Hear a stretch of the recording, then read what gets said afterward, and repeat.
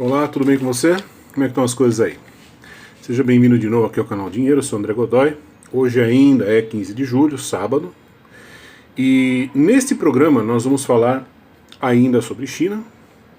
Só que neste programa nós vamos falar sobre a questão do mercado imobiliário chinês, né?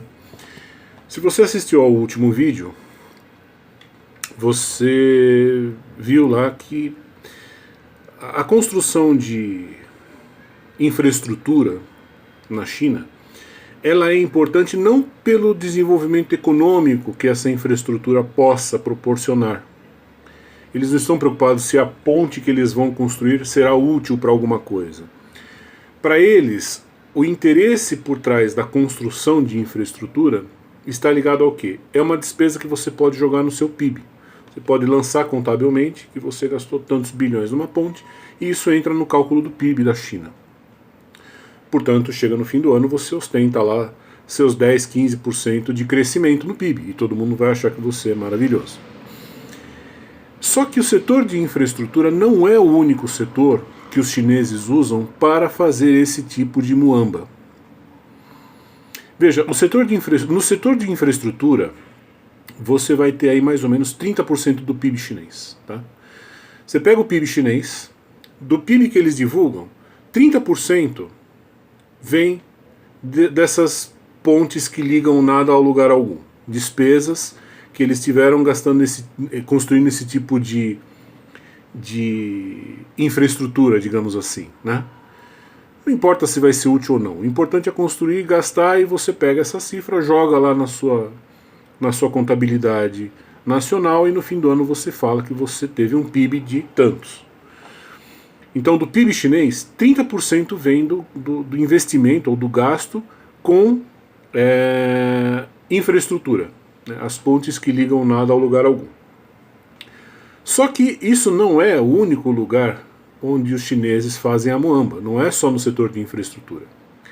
Eles descobriram que no setor de imóveis você também consegue fazer isso, principalmente no setor de imóveis residenciais, né? Lembra que eu falei quando eles criaram as zonas econômicas especiais, eles precisaram construir imóveis para as pessoas morarem, os trabalhadores e tal, e eles perceberam que construir imóvel gasta, né? É caro, custa dinheiro. Então, é o tipo de coisa ideal para quem quer gerar despesas para poder colocar no PIB. Por quê? Porque esse tipo de despesa você também consegue jogar no PIB nacional, na contabilidade do PIB, né? Você vai dizer que você está fomentando o setor imobiliário e blá blá blá, né? Se você é o governo. Então o governo chinês, assim como ele começou a construir pontes que ligam o nada ao lugar algum, ele também começou a construir complexos gigantescos de prédios residenciais nos quais ninguém tem interesse de morar, ninguém tem nem condições econômicas de comprar aquilo, né? E estão lá. Ficam lá até que chega uma hora que ou a incorporadora quebra, né? Porque assim, teoricamente, quem cuida disso é o setor privado na China. Só que por trás de tudo está o governo chinês. Por quê? Porque o governo chinês entra em que parte da história? Na hora de liberar o dinheiro. Na China, ao contrário do Brasil, quando você compra um imóvel na planta, você precisa pagar ele à vista, antecipado. Tudo. Baita risco, né? Aqui você dá uma entrada, não sei o que, não sei o que. Lá não. Lá você tem que dar pagamento integral. E como é que funciona esse pagamento integral? Você tem que ir ao banco, pegar um empréstimo, e aí você fica devendo para o banco. Você paga a incorporadora à vista e fica devendo o imóvel para o banco. Só que quem arrumou a linha de crédito para o banco? Foi o governo chinês. O governo chinês pega dinheiro no exterior, pegava, né, dinheiro no exterior, repassava para o banco, e aí o banco repassava para os trouxas que eventualmente fossem comprar aquilo. Então, no fundo, né, quem estava por trás de toda a manobra? É o governo chinês, né? Quem arrumava as linhas de crédito para as construtoras levantarem os prédios? O governo chinês. Tudo o governo providenciava a parte da grana, né? Então, é uma operação do governo chinês no fim das contas, certo? É curioso notar o seguinte, que essa loucura de construir não importa onde, não importa para quê, né, o importante é a gente gastar o dinheiro e lançar isso na contabilidade do PIB, isso levou a China a uma situação, hoje, pra você ter uma ideia, recentemente saiu um dado oficial, um dado do Ministério da Urbanização da China, falando o seguinte, que eles têm lá mais ou menos 600 milhões de prédios residenciais. Não são 600 milhões de apartamentos nem casas, são 600 milhões de prédios residenciais. Em média, um pelo outro, se você contabilizar a média de quanto cabe de gente em cada um desses prédios, no total caberia 5 bilhões de famílias. Você pegar tudo que tem de imóvel construído na China, caberia em todos esses imóveis 5 bilhões de famílias. Se você colocar em média 3 pessoas por família, pai, mãe e um filho, nós estamos falando aí de uma quantidade de imóveis que comportaria 15 bilhões de seres humanos. Nem tem gente, nem tem essa quantidade de gente na Terra, né? É 8, talvez, 7,5, uma coisa assim. Pra você ter uma ideia do quão longe já foi o desvario e a loucura do governo chinês. Quer dizer, pegar dinheiro emprestado para construir imóveis nesse ritmo, nessa proporção, imóveis que não têm importância alguma, relevância alguma, ninguém quer morar nesses lugares, eles são muito mal construídos, muito mal feitos, feitos à pressa, né? Por empresas que o governo chinês também não está nem aí se a incorporadora é boa ou não, né? Quem vai construir aqui, dane-se, o importante é gastar, o importante é pôr o esqueleto em pé, tirar uma foto e tal, é marketing, né? Falar que, nossa, estamos crescendo. Na verdade, só está gastando dinheiro. Né? Isso, inclusive, é o que está por trás das famosas cidades fantasmas, que você já deve ter visto por aí. Neste programa aqui hoje, neste vídeo, eu trouxe para vocês 5 cidades fantasmas da China. Eu acho que são as 5 principais, na verdade. Tá? E vocês vão ver o seguinte, que todas essas cidades têm em comum o fato de elas estarem no meio do nada, né? Mesma coisa, imagina alguém chegar para você, vamos supor que você mora em São Paulo, alguém chega para você e fala, você não quer morar num conjunto residencial lindo, lá na fronteira do Amazonas com não sei o quê? Você fala, caramba, mas eu não posso, eu tenho minha vida aqui, né? Não tenho interesse de ir para lá. Não adianta o governo chegar e falar, não, vamos forçar a barra para trazer gente para cá. As pessoas não querem ir. E as pessoas não vão. É bem verdade que o que o governo chinês fez? Pegou muito funcionário público e falou para os funcionários públicos, você vai morar lá. Muito funcionário público foi obrigado a comprar esses imóveis e a se mudar para eles. Tipo assim, para dar o exemplo, para ver se mais gente se entusiasma, mas assim, não adiantou nada. Tá? Essas cidades, elas continuam basicamente sendo cidades fantasmas, porque são imóveis, no fim, muito mal construídos, comeram um dinheiro enorme, então eles são caros, né? Se você tiver que comprar aquilo lá, é caro. E, enfim, tudo que você vai ver no vídeo de hoje foi construído com commodities brasileiras. Tá? Se você quiser saber onde que a China usa as commodities brasileiras, você vai ter essa resposta no vídeo de hoje. Você vai ver as cidades onde a China usa as commodities do Brasil. Tá? Primeira cidade, vão aparecer as imagens aqui embaixo. Tá? Primeira cidade se chama Ordos. Vocês estão vendo aí, é um colosso, né? É um gigante, é um complexo monstruosamente grande.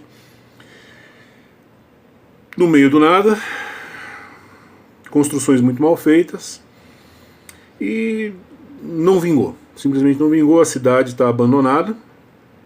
Para nosso orgulho, todas as commodities que construíram esses prédios são brasileiras, né? Olha que maravilha. E tá aí, abandonada. É a maior cidade fantasma da China.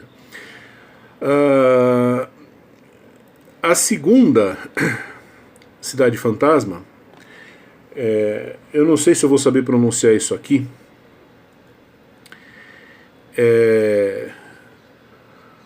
Cunions, uma coisa assim, que me perdoem, tá, se eu não souber falar direito esse nome, mas é uma cidade também gigantesca.